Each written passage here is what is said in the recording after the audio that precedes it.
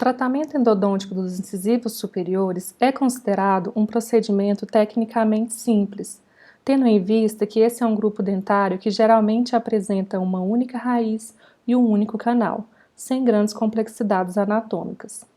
No entanto, alguns erros técnicos podem acontecer comumente nesses dentes numa etapa operatória ainda inicial do tratamento endodôntico, que é a abertura coronária. Por isso, nesse vídeo, nós vamos falar um pouco sobre alguns desses erros comuns que podem acontecer durante a abertura coronária de incisivos superiores e abordaremos também quais as condutas podemos tomar para evitá-los e, consequentemente, ter um melhor prognóstico do caso. Um desses erros consiste na seleção incorreta do ponto de eleição para início da abertura coronária. É comum que esse desgaste seja realizado muito abaixo do cíngulo, próximo à incisal do dente. Isso acaba levando a um desgaste excessivo da estrutura dentária para a obtenção do acesso endodôntico. O ponto ideal para se iniciar o acesso é no centro da face palatal, logo abaixo do cíngulo.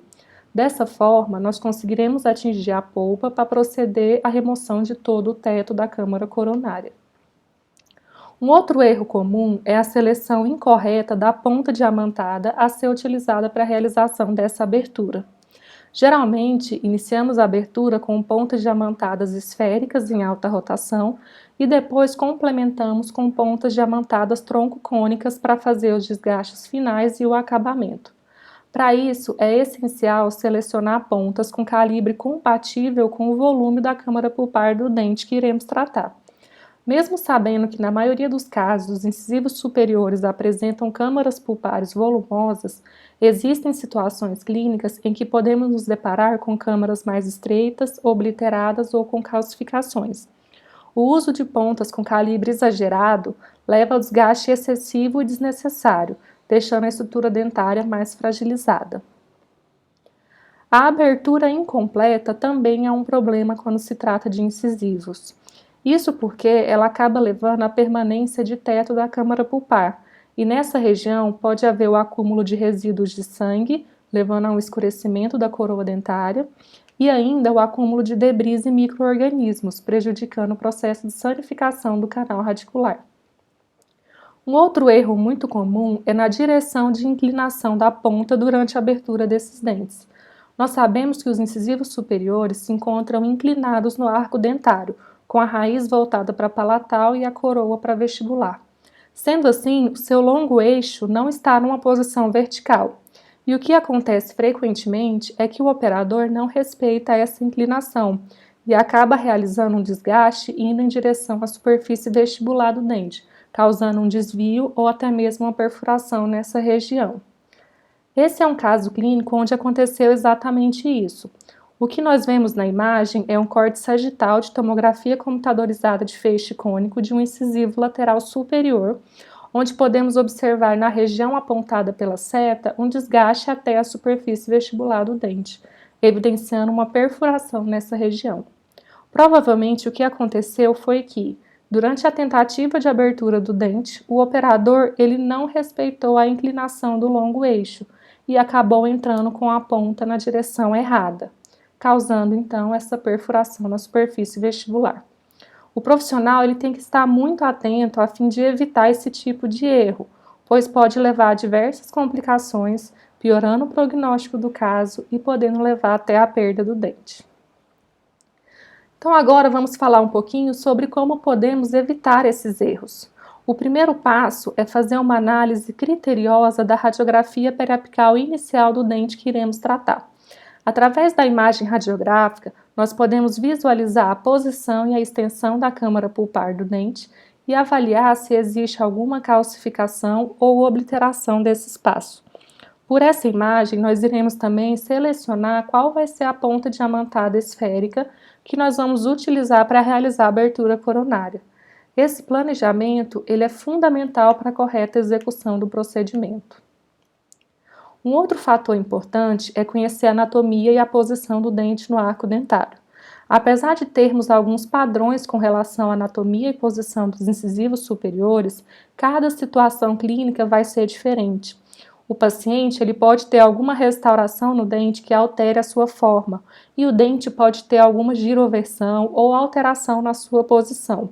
E tudo isso vai influenciar diretamente no planejamento da abertura.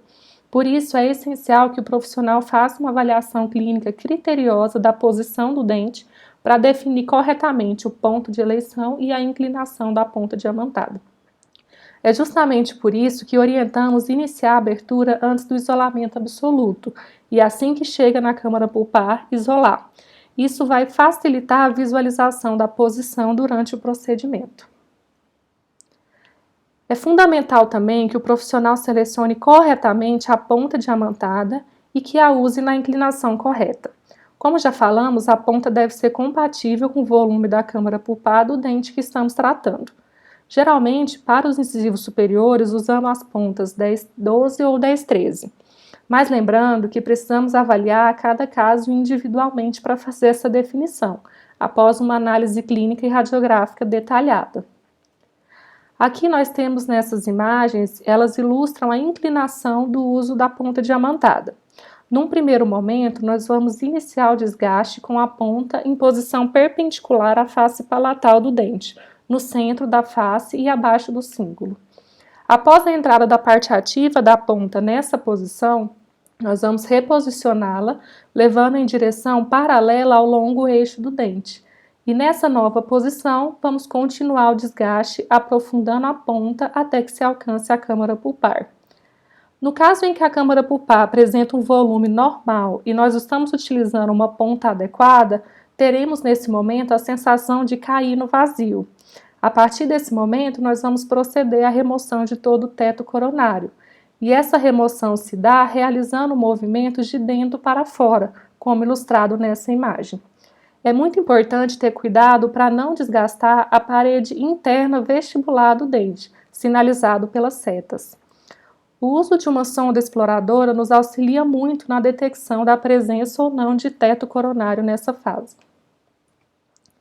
Após o uso da ponta esférica, nós podemos utilizar pontas troncocônicas para fazer os desgastes finais e o acabamento das paredes da cavidade. Quando todo o teto coronário for removido, a forma de contorno que geralmente encontramos ela é triangular com base voltada para a incisal, refletindo a forma interna da câmara pulpar desse dente. Dessa forma, nós teremos o acesso completo ao canal radicular e poderemos passar para as etapas seguintes do tratamento endodôntico com segurança e previsibilidade. Continue acompanhando os nossos conteúdos, se inscrevendo no canal do YouTube e seguindo as nossas redes sociais.